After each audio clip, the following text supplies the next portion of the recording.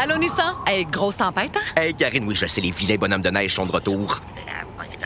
Mais avec le Nissan Rogue à traction intégrale, c'est pas stressant. Exact, il est conçu et testé pour nos hivers. Oh, Karine, il y a un bonhomme dans le Rogue. Ah, c'est correct. J'ai allumé les sièges chauffants. Ah, bien joué, Karine.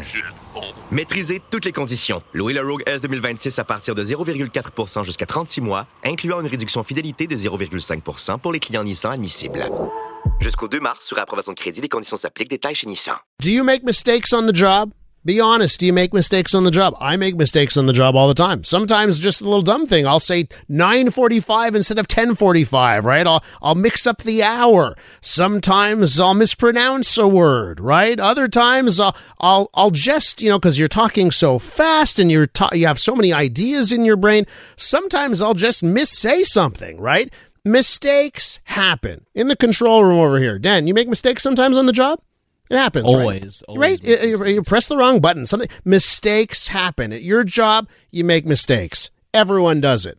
But here's the deal. Let's look at the hospital setting. Let's talk about nurses. Let's talk about doctors. There's just some places where, some mistakes are worse than others. I mean, I make a mistake on the time because I'm just on another planet and I say 9 instead of 10. Well, what's the damage there? But if you make mistakes in a hospital setting, boy, that's way, way, way more important, right? But humans are human. We all make mistakes. Now, what if we could do simple things to reduce errors? What if we could do something so simple to reduce errors, particularly among night shift nurses? And just think about that. Think of the mistakes you make because you're tired, but you're working 9 to 5.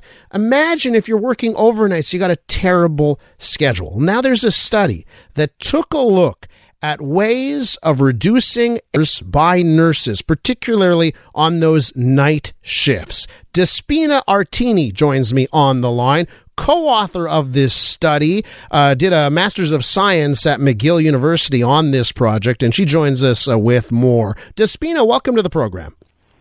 Thanks for having me. Listen, I did a little intro here, and I sort of did try to do a recap here. If you could, in your words, from your perspective, just how important is it when we talk about errors made by nurses? Yes, of course.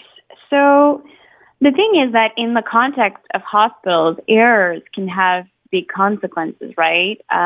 They not only can they impact patient safety, but they can also impact the nurse's safety. Like if you poke yourself with a needle, for instance, that can have consequences.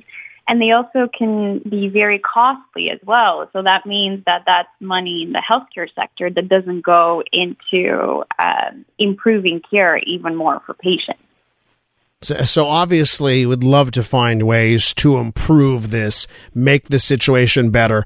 And boy, it could all come down to light. Why don't you tell us what you were looking at? Yes. So it is interesting that it's as simple as light exposure. So what we found is that giving people bright light exposure from a stab lamp, essentially, at a specific time before their night shift and asking them to avoid light in the morning actually works to shift their internal clock. And that can have as an effect to reduce their fatigue and also to reduce their errors by 2/3. So get into the details here of just how much light is necessary, what type of light we're talking about, and just sort of maybe some of the nitty-gritty details on what type of light you were using. Yes. So we are all about the nitty-gritty. So what we used is a seasonal affective disorder lamp, a SAD lamp, and it's basically a lamp that gives broad spectrum bright light of roughly 10,000 lux, which mimics sunlight. And we asked people to use it for about 40 minutes. So people usually use it around that time. And what's important here is that it's bright and it's important when you use it. So if you want to shift your internal clock so you're more alert at night, you want to use it in the evening and later into the night. And as important is for you to also avoid light in the morning, because if you don't avoid that light in the morning, it can kind of cancel out the effect of getting that light in the evening. So how did you track results here? How did you come up with a definitive answer as to which group of nurses were going to be making less errors? Yes. So what we did is we asked nurses every day for roughly a month to report their fatigue and their errors. That's how we got nurses to essentially self-report their errors and describe their errors and rate them by severity. Sorry, Despina, you just cut off there at the end. You asked them to rank them how? Can you repeat the last part? Oh, sorry. We asked them to just rank them by severity. And what were the results? So what we saw here is that when people used the light exposure, they made 67% less errors than when they didn't. So basically, we tracked them at the beginning. We just observed how they were doing, and they reported 21 errors overall. And then when we gave them the intervention with the bright light exposure, we saw that they only made 7 errors in total.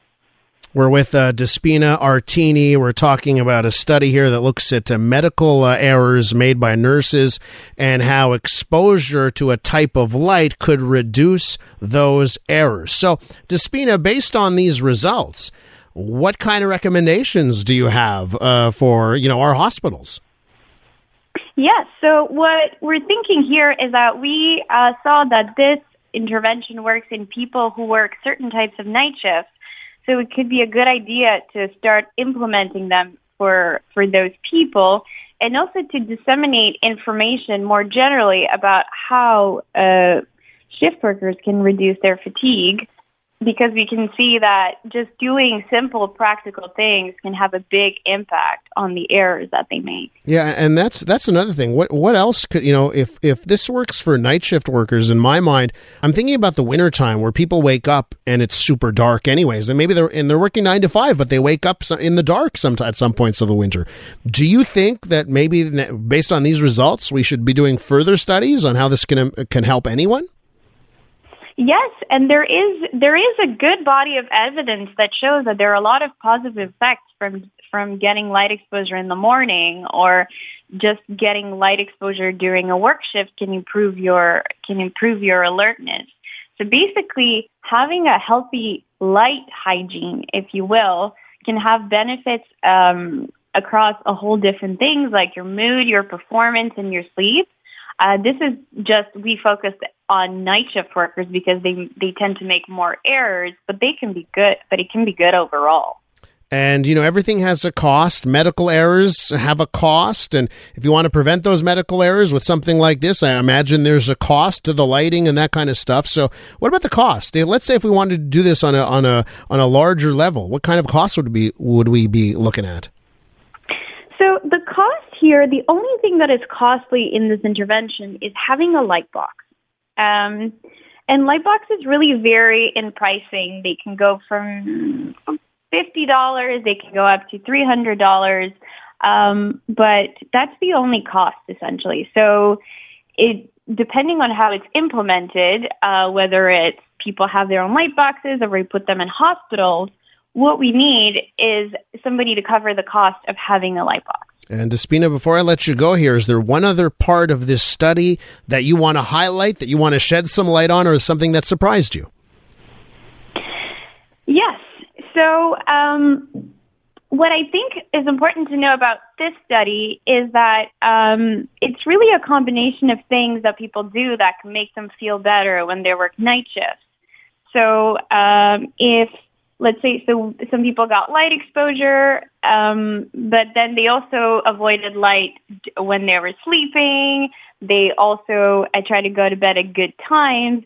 So even if just say getting light exposure isn't possible for you, try to do the other components of the intervention, because those also have been shown to be helpful. And if you want to have more information on other things that you can do, we've also released a website called Night Shift Owl, when we also talk about more general strategies that you can implement when you work night shift. I love that. Nightshiftowl, all one word, .com. Just tapped over on the website. That's fantastic. Despina, listen, thanks for your time. I think everybody wants to make less errors on the job, and we're all interested in this one. As do I. All right, Despina, take care. Thanks so much. Thank you. That's Despina Artenie, co-author of this study, did her Master's of Science at McGill, currently clinical psychology student at UCAM.